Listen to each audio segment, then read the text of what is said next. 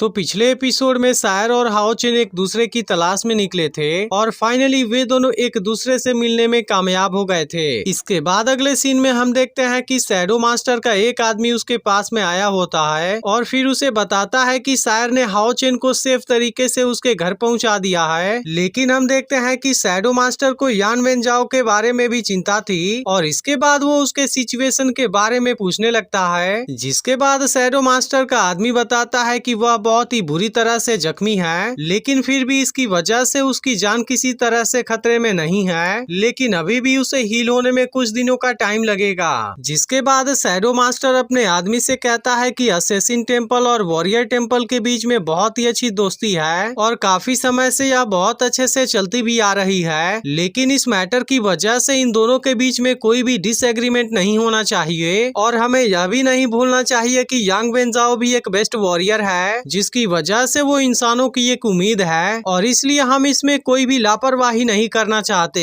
इसके बाद shadow master अपने आदमी से हीलिंग टेम्पल के मास्टर को यहाँ पर लाने के लिए कहता है, क्योंकि इसके मदद से वो यांग वेनजाओ को हील करना चाहता था और इसीलिए वो कहता है कि मुझे इसके कॉस्ट के बारे में कोई चिंता नहीं है, क्योंकि मैं यांग वेनजाओ को हील करने के लिए अपनी पूरी ताकत लगाने के लिए रेडी हूँ और इसलिए चाहे कुछ भी हो जाए यांग वेनजाओ का कोई भी मैच अफेक्ट नहीं होगा। अब शैडो मास्टर की यह बात सुनकर उसका आदमी इसके लिए मान जाता है, लेकिन तभी शैडो मास्टर उससे कहता है कि मुझे तुमसे एक और चीज के बारे में बात करनी है। जिसके बाद शैडो मास्टर अपने आदमी से कहता है कि तुम तो सायर के साथ में बहुत लंबे समय से रह रहे हो और तुम्हें तो हाओचेन के बारे में बहुत ही अच्छे से पता होगा। और इसके बाद वो अपने आदमी से पूछता है कि हाओचेन का कैरेक्टर कैसा है। तब उसका आदमी उसे बताने लगता है कि हाओचेन असल में एक वॉरियर के रूप में ही पैदा हुआ था, जिसकी वजह से वो बचपन से ही बहुत ही टफ और बहादुर है, इसलिए वो अपने केवल अच्छे दिल का यूज करके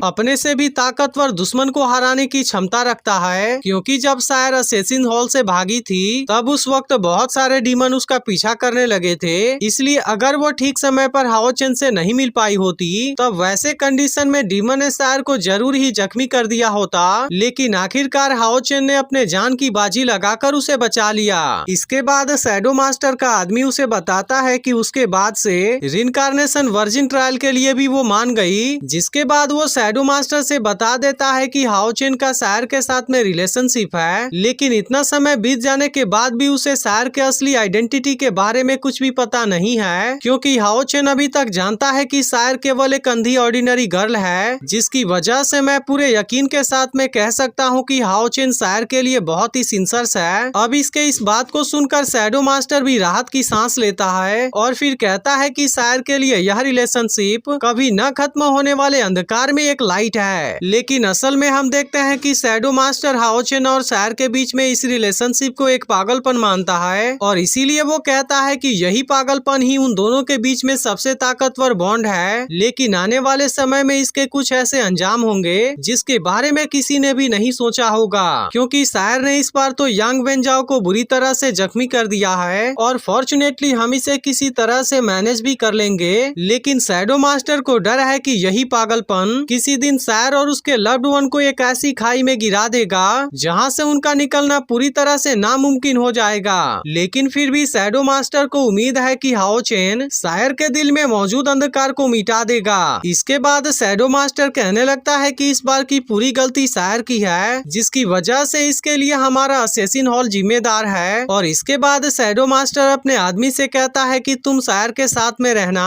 और इसी के साथ उन दोनों के ऊपर नजर भी बनाए रखना। इसके बाद शैडो मास्टर खुद यांग वेनजाओ के पास में जाने का डिसाइड करता है ताकि वो सायर के इस गलती के लिए माफी मांग सके। इसके बाद अगले सीन में हम देखते हैं कि सायर हाओचेन को उसके रूम पर लेकर आ गई है, लेकिन इतना समय बीत जाने के बाद भी हाओचेन बेहोश पड़ा हुआ था और इसीलिए सायर उसके पास में रुककर उसका ख्याल रख रही थी। जिस बात से हमें पता चलता है कि सायर हाओचेन को बहुत ज्यादा पसंद करती है और इसी वजह से उसे हाओचेन के बारे में भी चिंता हो रही थी। इसके बाद सायर यहाँ से जाने का डिसाइड करती है, लेकिन हम देखते हैं कि हाओचेन बेहोशी की हालत में ही उसका हाथ पकड़ लेता है। जिसके बाद सायर उसे आराम से सोने के लिए कहती है और इसके बाद हाओचेन खुद को अपने सपने में देखता है, जहाँ पर इस वक्त वह ओडिन माउंटेन के पास में पहुँच गया था। लेकिन तभी अचानक से यहाँ पर कोई उसके पीछे से अटैक करना शुरू कर देता है, इसलिए हाओचेन भी किसी तरह तरह से खुद को इस अटैक से बचा लेता है और इसके बाद वो अपने तरफ आने वाले सारे अटैक को रोक देता है। लेकिन फिर हमें पता चलता है कि असल में वो कोई और नहीं बल्कि हाओ चेन के फादर हैं, जो कि इस वक्त हाओ चेन का यहाँ पर टेस्ट लेने के लिए आए हुए थे, क्योंकि अब उनको भी पता है कि हाओ चेन अब लेवल 5 वाला वॉरियर बन चुका है। अब अपने फादर को यहाँ पर देखते ही हाओ चेन बहुत ज्यादा खुश हो गया था, क्योंकि आखिरकार वो इतने समय के बाद अपने फादर को देख पा रहा है। लेकिन हम देखते हैं कि सिंगयू यहाँ पर केवल हाओ चेन का टेस्ट लेने के लिए आया हुआ था और इसलिए वो उसे टेस्ट देने के लिए रेडी हो जाने के लिए कहता है। अब इसके इस बात को सुनकर हाओ चेन भी खुश होता है, क्योंकि आखिरकार उसे बहुत समय के बाद अपने फादर के साथ में समय बिताने का मौका मिला है। अब इसके तुरंत बाद हाओ चेन अपना टेस्ट देने के लिए अपने फादर के ऊपर अटैक करना शुरू कर देता है। लेकिन हम देखते हैं कि सिंगयू के तलवार चलाने की स्पीड बहुत ज्यादा थी और इसकी वजह से वो हाओ चेन के अटैक को बहुत ही आसानी से रोक देता है। और फिर उसे यह भी समझ में आ जाता है कि हाओ चेन को लिक्विड स्पिरिचुअल पावर के बारे में कुछ भी पता नहीं है। लेकिन हाओ चेन अभी भी इस बात के ऊपर ज्यादा ध्यान नहीं देता है और वो एक के बाद एक सिंगयू के ऊपर बहुत सारे खतरनाक अटैक कर देता है। लेकिन हम देखते हैं कि हाओ चेन के फादर उसके अटैक को बहुत ही आसानी से रोक देते हैं और फिर उसके ऊपर अपना एक अटैक कर देते हैं। अब इसकी वजह से हाओ चेन एक अलग ही दुनिया में आ गया था, जहाँ पर उसके फादर उसे लिक्विड स्पिरिचुअल पावर के बारे में बताने वाले थे। अब यहाँ पर हाओ चेन के फादर उसे बताते हैं कि उसे अपने स्पिरिचुअल पावर को बहते हुए पानी के जैसा इमेजिन करना होगा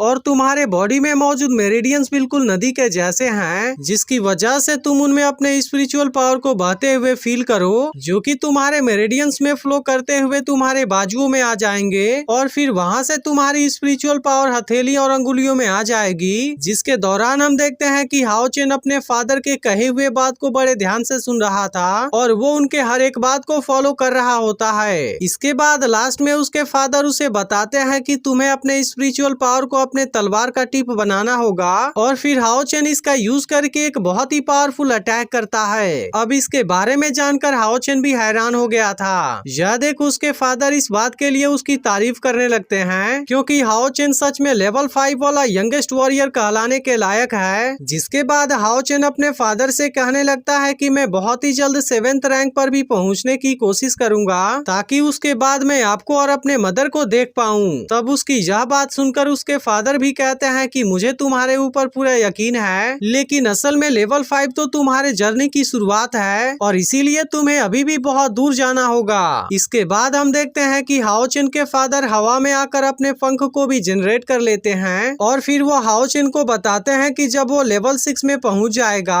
तब उसके बाद उसे भी स्पिरिचुअल पावर वाले विंग मिल जाएंगे, जिसकी मदद से वो आसमान की ऊंचाइयों में जहां भी चाहे वहां पर उड़ सकता है। लेकिन फिर वो जैसे ही लेवल 7 में पहुंच जाएगा तब उसके बाद उसे भी लाइट की बॉडी मिल जाएगी और इसी तरह से जब वो लेवल 8 में पहुंच जाएगा तब उस वक्त उसकी स्पिरिट एस्ट्रल बॉडी बाहर आ जाएगी और इसके मदद से वो इविल डीमन को मिटा पाएगा। अब इन सभी बातों के बारे में सुनकर हाओ चेन बहुत ही हैरान हो रहा होता है, लेकिन तभी उसके फादर बताते हैं कि अगर वो लेवल 9 में पहुंच गया तब उसके बाद वो एक गॉड बन जाएगा। इसके बाद हम देखते हैं कि सिंगयू के चारों तरफ वाली जगह टूटने लगती है और फिर वो हाओ चेन से कहता है कि मुझे इस बात से कोई फर्क नहीं पड़ता कि तुम कहां तक पहुंच पाओगे, लेकिन एक बात को तुम याद रखना कि तुम हमेशा ही मेरे प्राइड हो। इसके बाद यहाँ चारों तरफ की जगह तेजी से टूटने लगती है और इसके बाद हाओ चेन के फादर यहाँ से जाने लगते हैं। लेकिन अब इस बात की वजह से हाओ चेन उदास हो गया था और इसके बाद वो अपने फादर को पकड़ने की कोशिश करता है, लेकिन तभी इसके तुरंत बाद हाओ चेन की नींद खुल जाती है, जहाँ पर उसे अपने सामने शायर का छोड़ा हुआ मैसेज नजर आता है, जिसमें लिखा हुआ था कि तुम अपने इंजरी का ख्याल रखना और मेरे बारे में ज्यादा चिंता मत करना, क्योंकि जब तुम फाइनल मैच को शुरू करोगे तब मैं और तुम एक दूसरे से जरूर मिलेंगे। अब इस बात की वजह से हाओ चेन पूरी तरह कंफ्यूज हो जाता है और उसे समझ में नहीं आता कि शायर किस फाइनल के बारे में बात कर रही है। लेकिन तभी वो देखता है कि यहुआ उसके पास में बैठा हुआ है और इसके बाद वो डर कर तुरंत अपने बेड से खड़ा हो जाता है। अब इसका अगला पार्ट भी कुछ घंटों में अपलोड हो जाएगा, लेकिन अगर आपने इसके पिछले एपिसोड को मिस कर दिया हो तो लेफ्ट वाली वीडियो जरूर देख लेना और एक्सप्लेनेशन अच्छी लगी हो तो वीडियो को लाइक भी जरूर कर देना।